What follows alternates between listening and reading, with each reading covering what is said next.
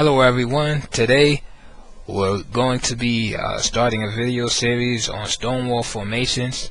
We're going to be looking at plans from the black side and the white side in an objective manner, meaning that we won't be favoring one side over the other. We're trying to gain chess understanding, and we'll be looking at various plans, and I'll be showing you different games featuring the different plans based on the styles of the different masters. So I have some nice games lined up for you. This first game we're going to look at is from 1934 between Grandmaster Yudovic and Grandmaster Botvinnik. And here's a typical Stonewall setup. We're going to just look at the plans real quick. One of the first plans that was popularized in the Stonewall was to attack on the queen side. The king side rather. Moves such as queen e8, queen h5, knight e4, sometimes knight g4, the bishop to d6, the rook would come up to f6, transfer over to h6, king h8 would be played at times with the rook going to g8, followed by g5, etc., and putting tons of pressure on the king. And there's some great games in that line. You see some spectacular black victories. But of course, as anything, white would find adequate remedies to this attack, and then black looks for other strategies to implement to revive the opening. So one of them was to develop this bad bishop in a timely manner, I must say.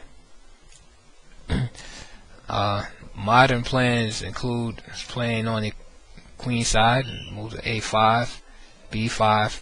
There's a Kramnik game that I'll show you where he implements that plan. Another plan is just simply b6. Again, it's more modern and positional, playing the Stonewall. Another major theme in the Stonewall is, of course, to play the move e5. If you get that in, then you usually have an excellent game. Now, moving over to the white side, move this knight back to b1. Moving over to the white side now, there's various plans.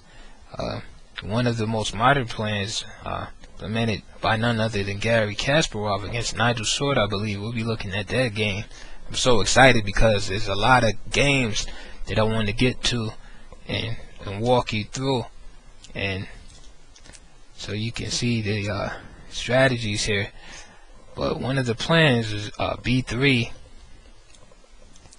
and then bring this bishop out to a3 to trade off black's good bishop. Another plan with the knight on b1 was to come to d2. This knight to hop into e5, and basically you wind up with a setup like that. Now, when black challenges the knight on e5 with d7, he hops back here, and you can see the position of the knights having very strong influence on e5 and c5. And this was a formation developed by I believe it was Salo Flora in the 50s, but I'm not sure. But anyway, very, very strong. Other plans by white were just b3, placing the bishop here, and just biding time for this diagonal to open up so this bishop's influence can be felt. e4 is a very common plan. Of course, e4 has to be prepared for properly, because as you can see, there's no way it can be justified here. Usually knight e5 followed by f3, queen c2, sometimes rook e1, and in conjunction with this bishop allow nice e4. And once e4 is made, and the ensuing exchanges result in a weak pawn up here on e6.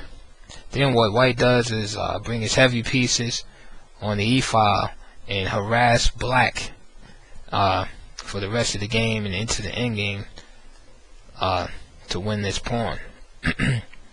And a similar plan happens on the queen side. Of course, after c6, what happens is the white plays to attack c6 with the move b4, b5, exchanging here.